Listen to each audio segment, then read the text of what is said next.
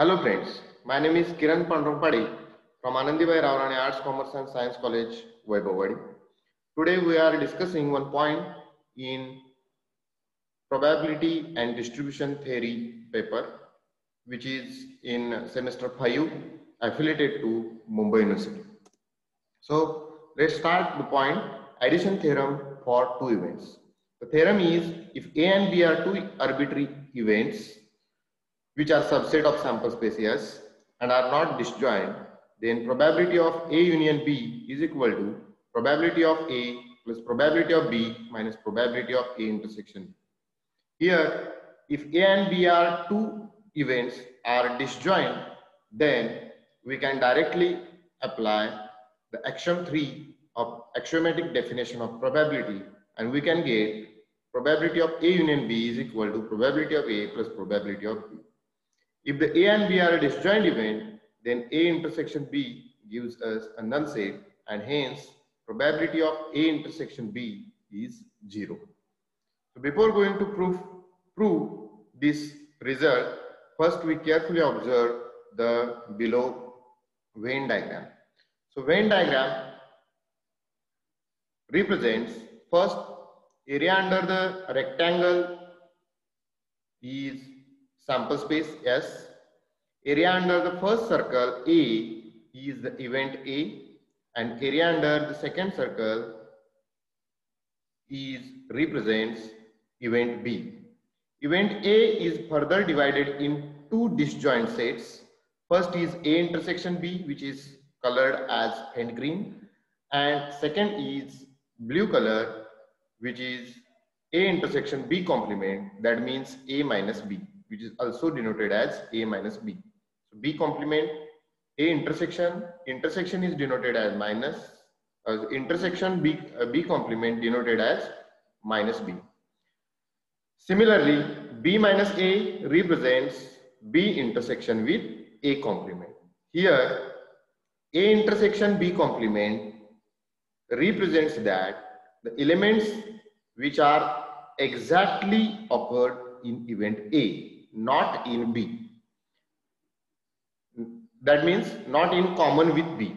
So second, B minus A represents B intersection A complement, which are elements which are belong to B only, not in common with A. Here from the above, from this Venn diagram, we observe some points as here we clearly seen that three disjoint events A intersection B complement, A intersection B, and B intersection A complement. These three events are totally disjoint. We can see easily from the Venn diagram. So note that A intersection B complement is also denoted as A minus B, and B intersection A complement is also denoted as B minus A. So union of these three events, first event, second event, and third event, we can get A and B or both. That means A union B. So from these three disjoint events and axiom 3 of the axiomatic definition of probability, we can say that probability of A union B is equal to probability of A intersection B complement, this is first event, disjoint event, plus probability of A intersection B, this is second disjoint event, plus probability of third disjoint event, B intersection A complement, which these three combines together, union of these three events, we can get the actual event as A union B. Since A intersection B complement, A intersection B complement and A intersection B both combinedly together forms event A. So the probability of A, that means union of these two events, these two disjoint events, we get probability of A intersection B complement plus probability of A intersection B. Hence, the above equation 1 becomes as probability of A union B is equal to probability of A. These part, first probability of A intersection B complement and probability of A union A intersection B gives us probability of A plus probability of B intersection A complement. On the similar way, probability of B intersection A complement and A intersection B are disjoint events, and union of these two events forms event B. Hence, we get probability of B to probability of B intersection A complement plus probability of A intersection B. So equation 2 becomes again probability of A union B is equal to probability of A plus probability of B minus probability of A intersection B. From the probability of B equals to probability of A intersection B intersection A complement plus A intersection B. That means probability of B intersection A complement is equal to probability of B minus probability of A intersection B. That this is the simply relation put in the equation 2. Hence, we can get the resultant proof. So, as per the latter proof, the number of elements in A union B, set A union B is equal to number of elements in the event A plus number of elements in the event B minus number of elements in the event A intersection B. So, next, for addition theorem for three events, let's consider the three non-mutually exclusive events A, B and C. So then we have probability of A union B union C is equal to, this A union B union C is divided further in two parts. First part is event A and second part is B union C. So A union B union C, and apply addition theorem for two events for these probability, we get probability of A plus probability of B union C minus probability of A intersection with B union C. Since the addition theorem of two events is applied for this probability of A union B union C. So probability of A plus probability of B union C minus, by using distributive law of events, A intersection with B union C gives us probability of A intersection B union with A intersection C. Again, we applied addition theorem for two events for probability of B union C and probability of A intersection B union with A intersection C. First we apply for B union C. So we get probability of A plus probability of B plus probability of C minus probability of B intersection C. Again, this is put as it is. So minus probability of A intersection B union with A intersection B union with A intersection C. So again, we can rewrite as probability of A plus probability of B plus probability of C minus probability of B intersection C minus probability of, again we can explore these events by using addition theorem of two events. First event is A intersection B and second event is A intersection C. So minus probability of A intersection B plus probability of A intersection C minus probability of A intersection B intersection with A intersection C. By using distributive law, A intersection B intersection with A intersection C is equal to A intersection B intersection C. So common part in three events. Hence, we can get probability of A union B union C is equal to probability of A, probability of B plus probability of C minus probability of B intersection C minus. So here minus sign is common in this parenthesis. Hence, after expliciting minus sign in the parenthesis, we can get minus probability of A intersection B minus probability of A intersection C, A intersection B, A intersection C, and plus minus plus A intersection B intersection C. This is the final result for addition theorem of three events. So let us see one example. So example is, It is taken from statistical methods by S.C. Gupta and Kapoor. So 5 salesmen of B, C, D and E, A, B, C, D, E, here A is missing, of a company are considered for a 3-member trade delegation to represent the company in an international trade conference. Construct the sample space and find the probability that first one A is selected, second one A is not selected, third one either A or B, not both, is selected. Assume that the natural assignment of probability. In the example, we first understand there are 5 salesmen A, B, C, D, E, and out of 5 we have to select only 3 members. So sample space is considered as, so combination of 3 members which are A, B, C, A, B, D, A, B, E, A, C, D, A, C, E, A, D, E, B, C, D, B, C, E, B, D, E, C, D, E. We can find this combination by using permutation and combination results. So number of elements in the sample space, we can get n of S is equal to 10.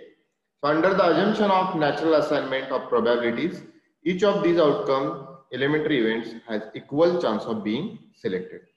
So each one member is chance of selection of each one member is equally likely events. So we can define a event E1, that is A is selected. First we find the probability of A is selected. So E1 is A is selected. So E1 is A is selected. So probability E1 is the same. So number of favorable elements are from the sample space R, which are A is present in the triplet. That means the 3 selected members A must be present. So the elements are favorable elements to E1 are ABC, ABD, ABE, ACD, ACE and ADE. So total number of elements are 6. Hence probability of E1 is equal to n of E1, number of elements in E1, number of favorable cases in E1 divided by total number of cases in the sample space, that is equal to 6 by 10, that is equal to 3 by 5. Second is A is not selected. That means A is not selected, that means probability of a triplet which not have the member A.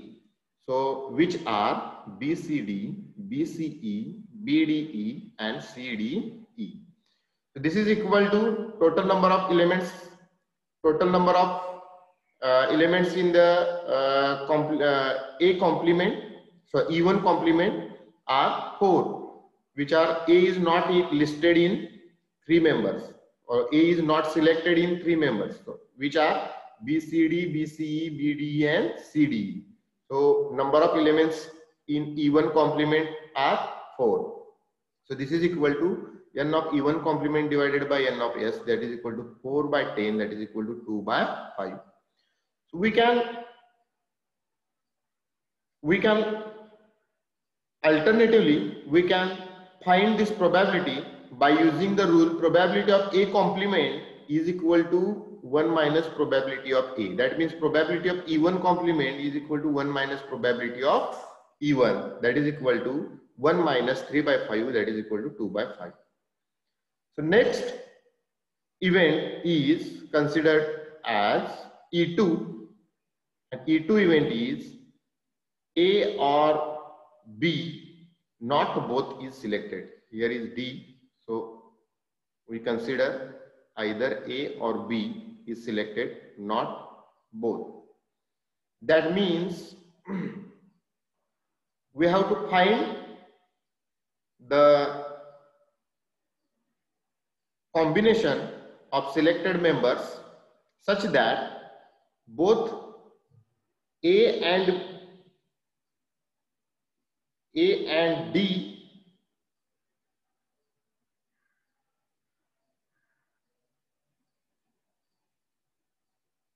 here typo in the example, either A or B.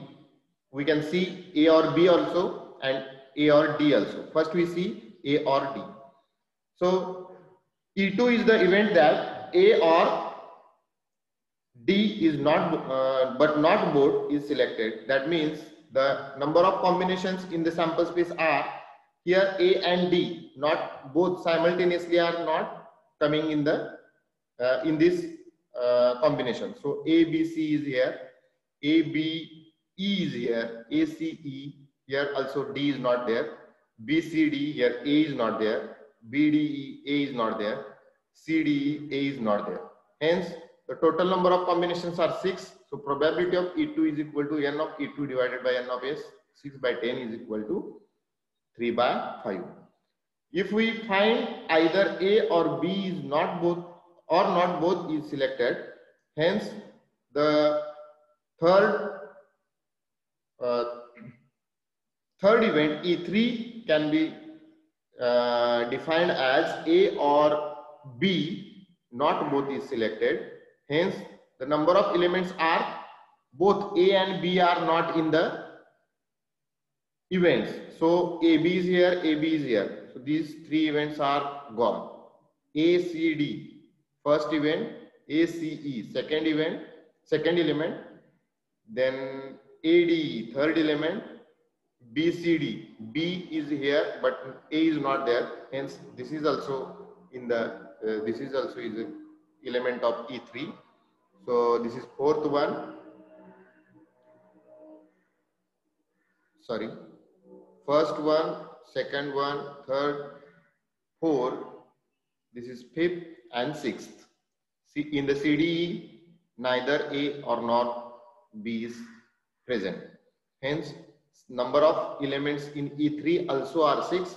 Therefore, probability of E3, that means either A or B is not both or not both, not both is selected, is also equal to 3 by.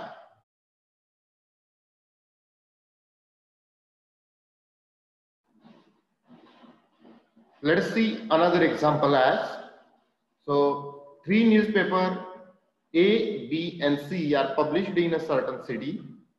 It is estimated from a survey that of adult population, 20% read paper A, 16% read paper B, 14% read paper C, 8% read both papers A and B, 5% reads both papers A and C, 4% reads both paper B and C, and 2% reads all the 3 papers A, B and C. And what percentage read at least one of the paper? So solution is, let's consider 3 events E, F and G, which are denoted as the events that adult reads the newspaper A, B and C respectively. That means E event correspond to adult reads newspaper A, F event correspond to adult reads newspaper B, and G is the event that adult reads newspaper C. Then the given probabilities are probability of E, that means probability of reading only one paper A, probability of reading a paper A is equal to 20%, that means 20 divided by 100. Probability of F means probability of reading a newspaper B is equal to 16 divided by 100. Probability of G means probability of reading adults newspaper C, that is 14 divided by 100. The probability of E and F, that means both the paper adult reads both the paper A and B are 8 by 100.